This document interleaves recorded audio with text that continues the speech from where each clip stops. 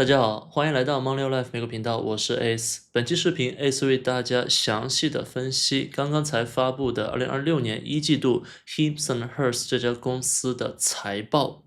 很遗憾，公司股价在盘后以及夜盘暴跌，目前是24.3块不到，跌了将近17%。本来它在昨天收盘还有29块呢。我们看到公司股价波动也是非常的大，触底13.74块以来，它有一波上涨回落，上涨回落。本来我们可以期望借着财报的机会突破白色实线30块的整数关口，但是现在肯定没有机会了。白色虚线就是现在夜盘的位置，看来又要重新去找22到24这个短期的支撑位，如果能够支撑起来，之后再反弹也是有机会的。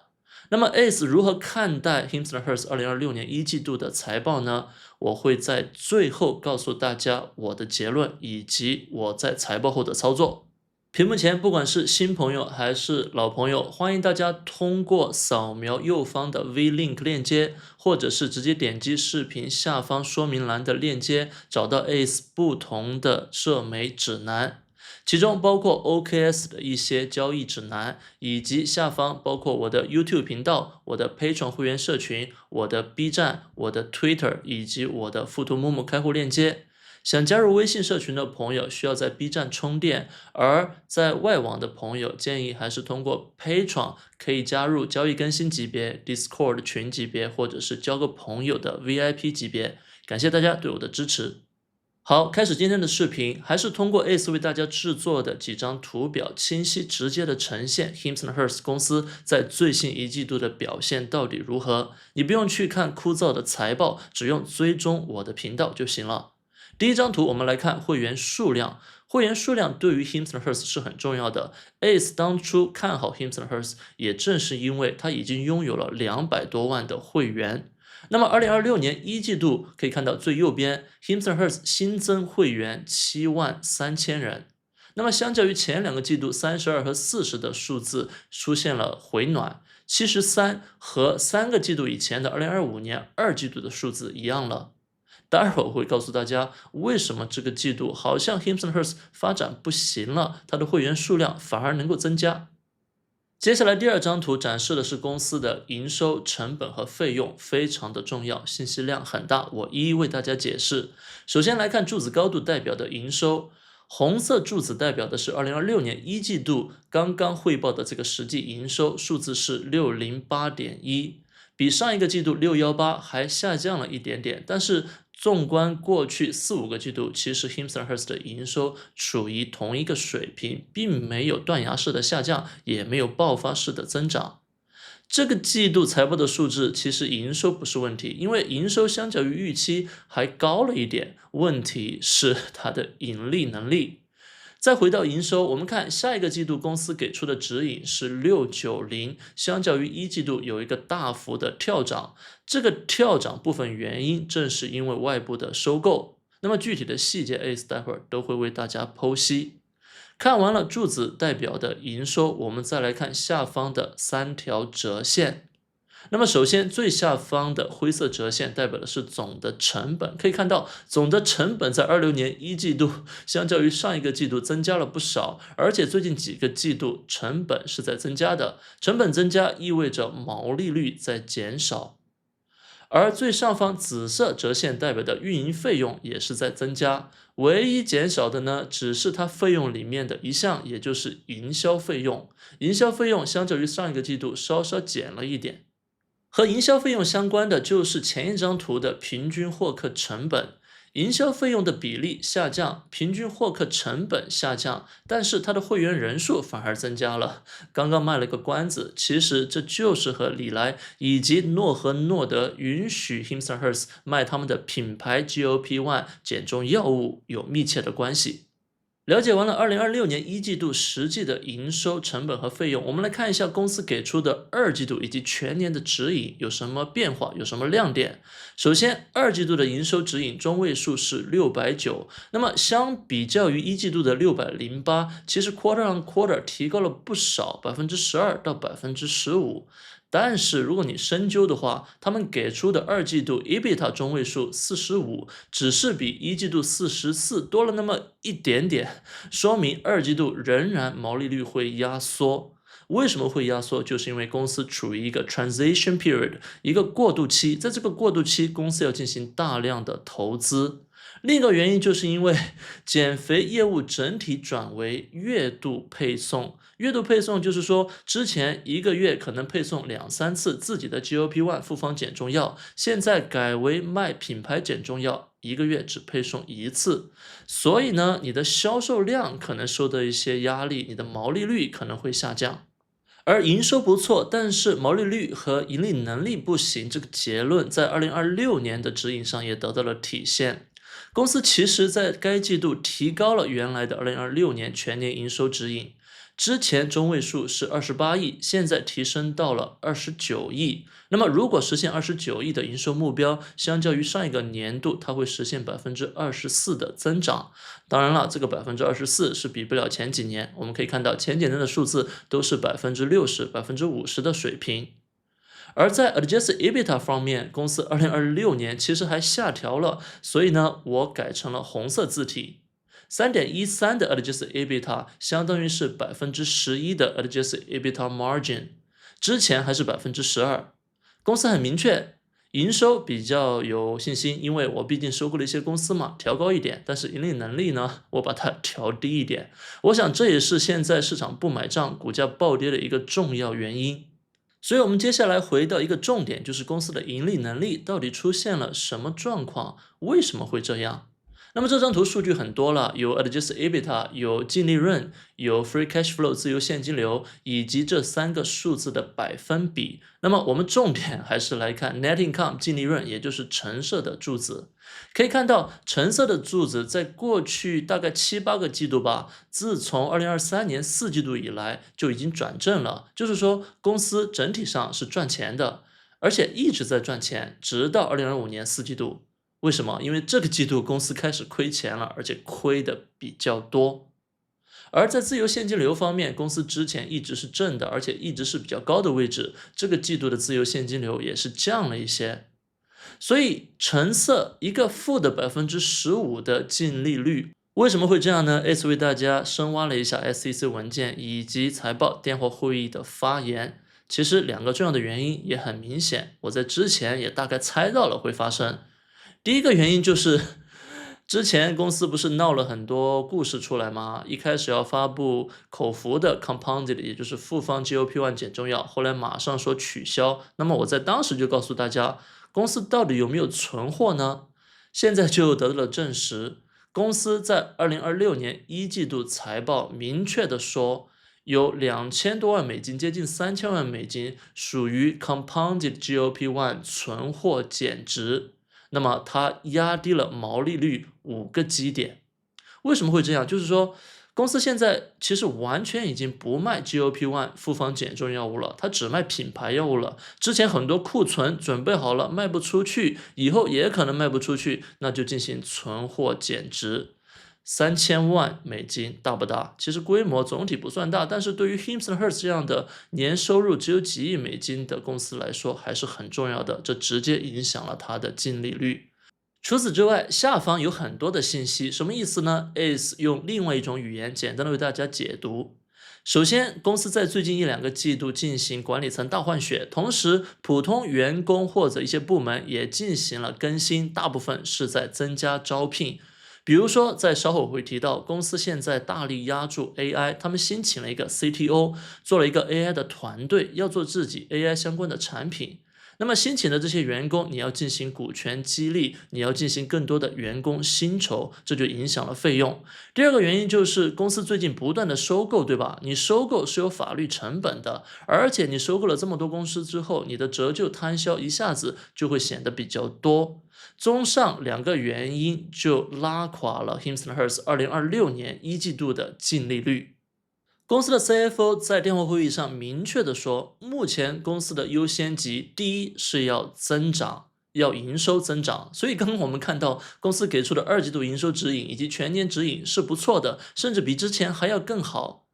第二个优先级别是自由现金流，而第三个优先级别才是净利润。所以现在净利润变得不那么重要，因为公司要大量把钱花在研发、花在收购后的整合以及招聘新的人员上面。所以呢，从短期来看，2026年全年净利率都会承压，而且毛利率在刚才一季度我们看到折现上升的比较厉害的情况下，还要再承压几个百分点。而长期来看，公司的目标是不变的，依然是2030年实现65亿美金的营收，以及调整后 EBITDA 13亿美金。所以长期的方向，那个 vision 那个目标在那里，但是短期2026年会是比较难熬的一年。刚刚我提到 Hims & Hers 最近完成了大量的收购，那么我用一张表格为大家简单的介绍一下收购以及他们的大概的影响。首先，第一个是 Zava 收购在去年7月就已经宣布并且完成了，但是营收呢是在今年一季度才起飞。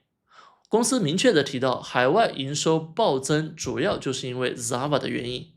而比 Zava 更重要的一项收购是最后一行这家澳大利亚公司，可以看到总的对价是10几亿美金了，远远超过 Zava 的2-3亿美金的这个量级。目前这个收购还没有完成，预计是2026年下半年。然后呢，也不确定什么时候这家公司的营收能够算作 Hims & Hers 的营收。我觉得目前公司给出的全年营收指引可能不包括这家澳大利亚公司的营收指引，所以我们可以合理期待，接下来如果这个收购可以按计划甚至是提前完成，那么公司还会调高全年的营收指引。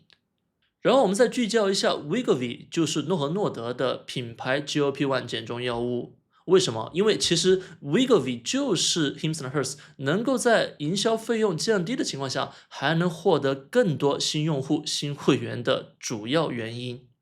Wegovy 上线以来，在 Hims & Hers 的平台的数据是很不错的。这里我列出来一些关键数据，你比如说上线后前6周出货次数超过10万次，而新用户首月与他们的平台医生互动的次数平均就达到了3次。然后呢，新用户、新会员的增长水平接近2025年公司的峰值，它超过了新年和当初超级碗营销的高点。就是说 Wegovy 上线自然的为 Hims & Hers 带来了一波流量，带来了一波新的用户。但是我也多次强调 Wegovy 不管是诺和诺德的还是礼来的这些品牌药物，谁赚了大头？肯定不是 Hims & Hers 嘛，对不对？因为这些品牌药物它是商品化的，它可以在 Hims & Hers 去卖，它可以在亚马逊药房去卖，它可以在 Hims & Hers 目前最主要的竞争对手 RO 这个平台去卖。其实最终像 Hims & Hers 这样的平台能够赚到多少和竞争对手差异是不大的，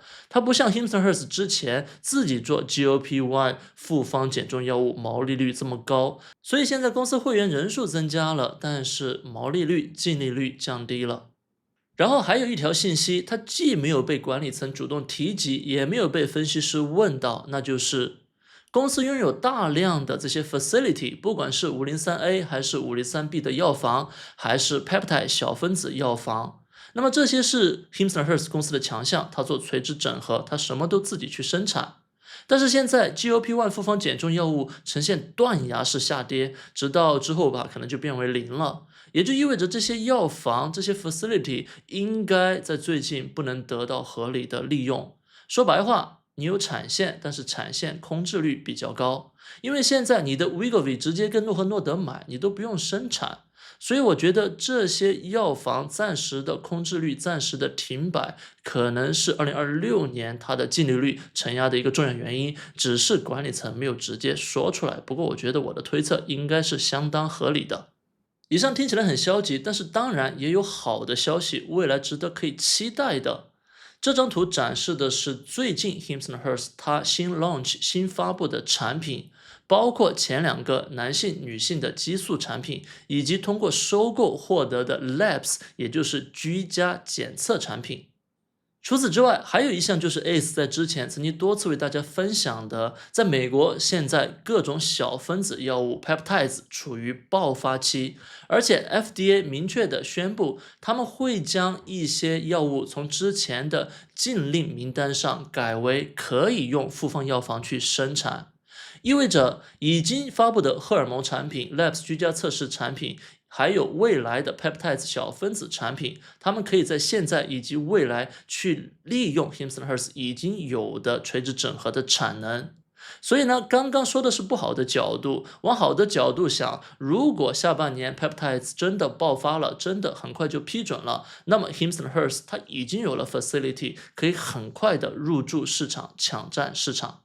以上的内容 Ace 已经为大家介绍了2026年一季度 Hims Hearst 这家公司的营收盈利有哪些好，存在哪些问题，公司最近主要的收购，公司主要的产品，未来的潜力等等细节。接下来我要说一个话题，就是 AI adoption， AI 的应用。Hims Hearst 之前我都没有说 AI 这个主题，但是现在我觉得 Hims Hearst 确实可能受益于 AI。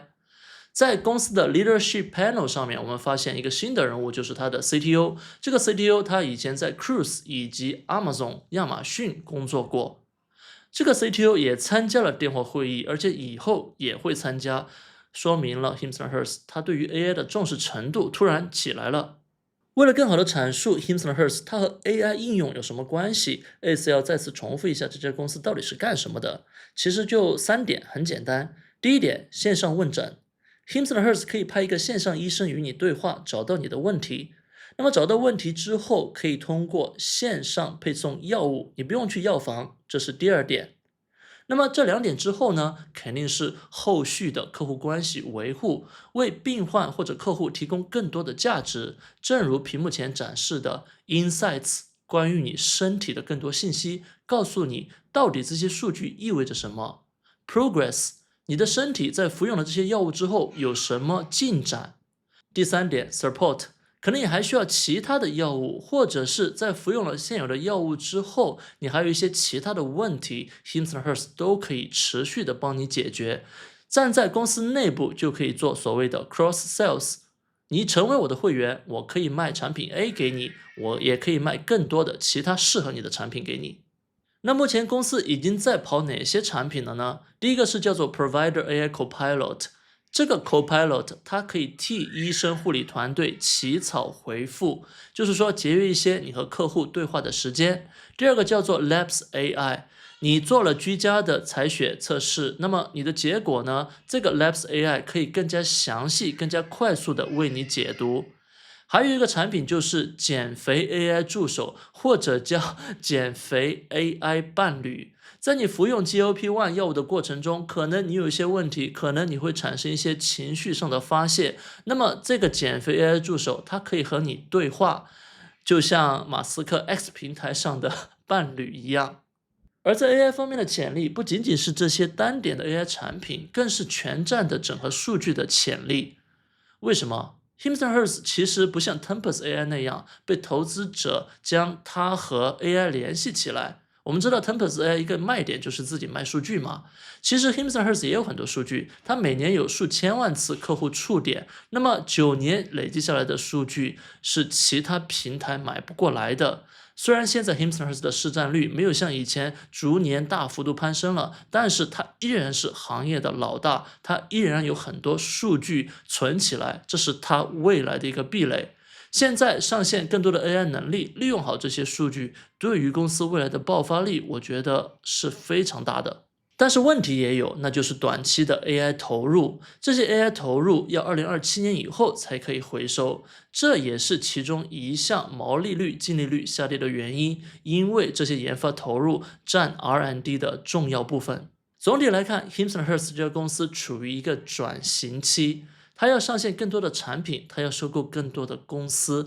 它也要上新的 AI 功能。那它的市占率如何呢？我们可以看到2025年底公司的市占率仍然是相较于2024年提高了一些，来到了 52% 左右。但是竞争对手进步得更快，特别是 RO 这家公司。这家公司2024年市占率仅仅只有 13.5%， 现在一下子来到了 23% 左右。所以我告诉一些会员朋友，我非常关心接下来 Hims Hearst 和 RO 市占率的变化。我们希望看到的是Hims Hearst 市占率还可以稳步提升，而 RO 在 Hims Hearst 回归之后，市占率会受到压制。如果以后 RO 市占率已经接近 Hims Hearst 了，我觉得可能我就不会再投资 Hims Hearst 这家公司了。